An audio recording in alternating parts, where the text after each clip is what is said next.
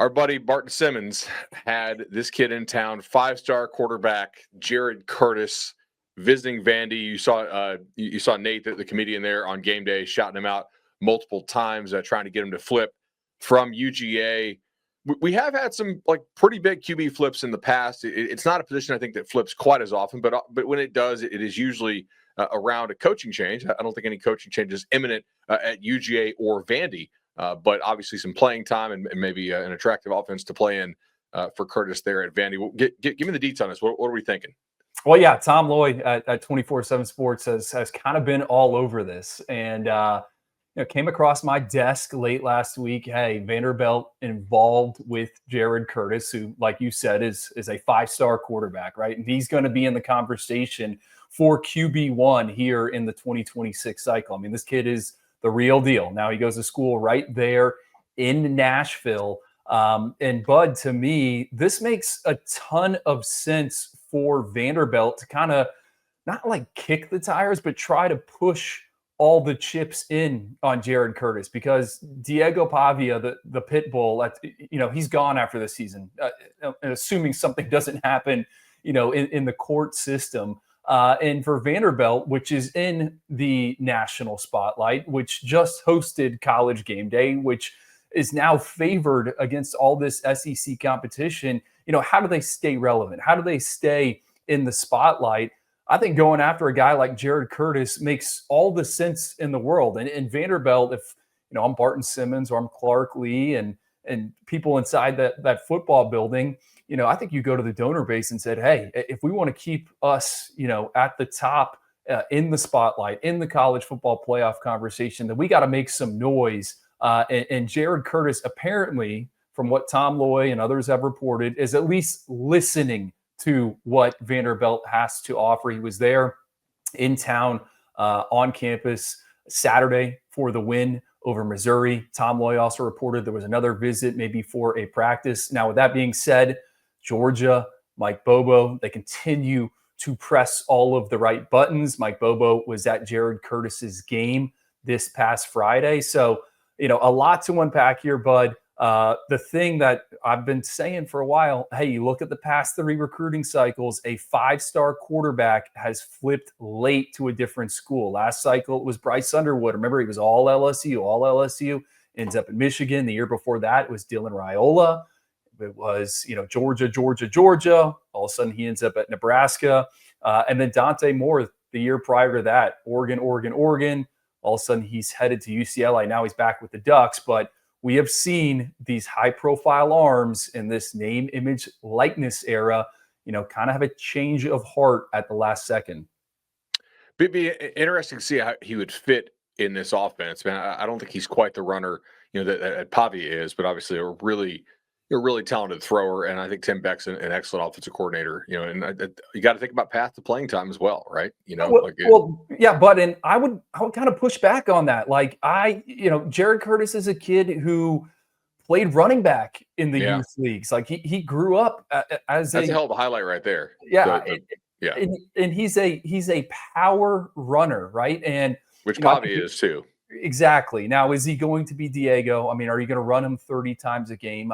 Probably not, but you can utilize him on the design calls. And the thing is, he throws a beautiful deep ball, right? He can make high-level throws, easy exit velocity, right? Upper body, can make, throws off platform. And I think the biggest thing with Jared Curtis, and really you've seen it here as a senior. Now, Nashville Christian facing a lower level of competition there in Tennessee, but he plays with some swagger, right? Like just updated his scouting report on 247sports.com this morning. Like there is a chip on Jared Curtis's shoulder. And when they've been on the biggest stages, when they've leveled up in competition and faced some defenses that have, fellow Power 4 talent, Jared Curtis has been the X factor. So, could he be the day one starter for Vandy if he were to flip? I think absolutely, right? Because you said it, Tim Beck, he can kind of cater that offense where Jared Curtis doesn't have to be the guy at all times. He can certainly, maybe by season's end kind of break through. But, when you compare him to Bryce Underwood, who has started day one at Michigan, when you compare him to Dylan Raiola, who started day one there at Nebraska, like very similar to those guys. Jared Curtis is going to exit high school with 50 starts under his belt. He's a 4-year starter. So again, I think for Vandy, it makes sense to kind of stay relevant by going after this guy, because if it's not Jared Curtis, then they're likely going to be looking in the transfer portal. And, you know, if Jared Curtis were to pick Vanderbilt, Bud, think about it. He instantly becomes everything. When you mention Vandy, it's going to be Jared Curtis, right? And he's going to be kind of up there on the Mount Rushmore of quarterbacks for the Commodores. It's going to be Diego Pavia, it's going to be Jay Cutler, and it's going to be Jared Curtis. And he hasn't even played a snap. So, you know, I think this is certainly a major development at the top of the board. Yeah, I mean, you got to think, okay, they've improved the roster so much at Vandy, right? It's not just Pavia, but Pavia is a major part of their improvement. And you would expect some drop off at the position when he goes, just because of how competitive he is, like the edge he plays with, how perfect of a fit he is for that offense. But man, like, I guess you really hadn't thought about what if they do better, you know? And as a thrower, like, Curtis's ceiling is much higher than Diego. Now, granted, I think the floor is much lower, just given that we know what Diego's floor represents. But like, if they could get better, like, maybe they don't have to drop off somewhat. You know, a lot of people thought they'd drop off this year, and I was like, where's this roster worse? Right? Like, this is a better team than it was last year. So really interested to see that. Other potential flip situations to monitor. So Keyshawn Henderson is committed, kid from Houston, committed to Houston. Houston having an awesome year under Willie Fritz, but I think really a year earlier than most predicted after their roster got picked over pretty good in the transfer portal. Willie Fritz just an absolute magician at finding ways to win. But Keyshawn is a guy who is committed to Houston. You know, they're all in as far as the NIL stuff. They're trying to, you know, surround him as well. They're a ranked team, and this is just such a cool story in the NIL era. You just wouldn't have this happen prior. I mean, I know Houston got Ed Oliver, about a decade ago or so, but that's pretty rare, and that's not a 5-star quarterback, you know. So can they keep him? Do we have to keep watching this? Yeah, right. So, you know, I try to jot down some 5-star flip watch candidates. Obviously, Jared Curtis is the one that's in the media for good reason, as we just explained. But the one I've always kind of, you know, kept my thumb on is Keyshawn Henderson. And that's because, as you noted, Bud, I mean, he's headed to a Big 12 school. He's the number 2 player in the top 247, and he too could finish as quarterback 1. And, you know, I think when he committed to Willie Fritz and the Cougars, I mean, he was not a household name. He had yet to really emerge on the national recruiting scene. We thought maybe he was a wide receiver or a safety. Since then, you know, he was MVP of the Navy All-American Bowl. He has turned heads at the Elite 11 finals. He has shown much more as a passer and a runner as a senior. And to me, I think he's a game breaker, right? I think, you know, Jaden Daniels, Lamar Jackson, that's the type of talent you're getting with Keyshawn Henderson. Now, I'm not saying he's a first-round pick. He's a lock, but plays a similar style of game, right? He can move around, make dynamic movements in the pocket, and also make high-level throws. So, yes, he is committed to Houston, which, as you pointed out, you know, number 22 in the latest AP top 25 poll. They're 7-1 under Willie Fritz. They've done it with a lot of transfers since Fritz has arrived there in the Space City. That's where they've leaned heavily. But Houston's recruiting class, man, they got some guys. They are surrounding Keyshawn Henderson with some playmakers that he's familiar with. And I think that's so important because the coaching carousel, crazy already, going to get crazier. I think Keyshawn Henderson is going to be a very, very attractive target for some of these head coaches that take over at the Blue Bloods, right? LSU, you know, what is their long-term plan at quarterback? Keyshawn was linked at times to Joe Sloan and Brian Kelly. So that's one. What happens if Texas opens up with Steve Sarkisian? That is an in-state kid. Like, Keyshawn Henderson has the talent, and he is going to be a potential splash addition for a new regime at one of these power broker schools. I think he's all Houston.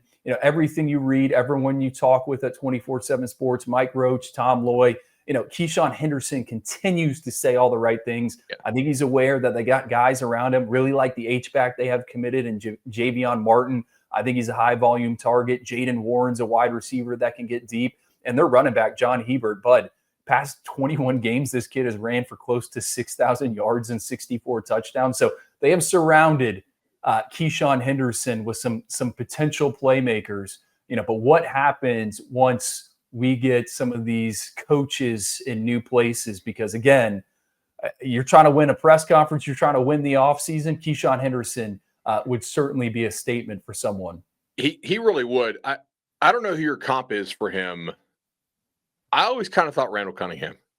You know what I mean? Like a guy's like a legit runner, but he does want to be a thrower, and it, I don't like, he's special, man. People want to follow him. It's really, really impressive. Yeah, but he's one of the best leaders I've been around. Like, he is a gravitating personality. At that Navy All-American Bowl, right? NBC, we had some pre-production meetings. I tell this story all the time, but these are a bunch of on-air talent that cover the Olympics and various sporting events, and they were just shocked and blown away by Keyshawn Henderson holding court for 15 minutes. I mean, I asked him, hey, who's your favorite receiver to throw to? He sat there and, broke down every receiver on the roster with a full detailed scouting report. It was very, very impressive. And, someone that can be a force multiplier, right? He's going to get the most out of his teammates. I said it, my player comp, like, I know it sounds ridiculous, like Jaden Daniels, Lamar Jackson, like, I think he is that type of athlete. And, Gabe Brooks on our scouting team, he says Jordan Love. So we're all over the place. But here's the thing. We all really, really like his ceiling.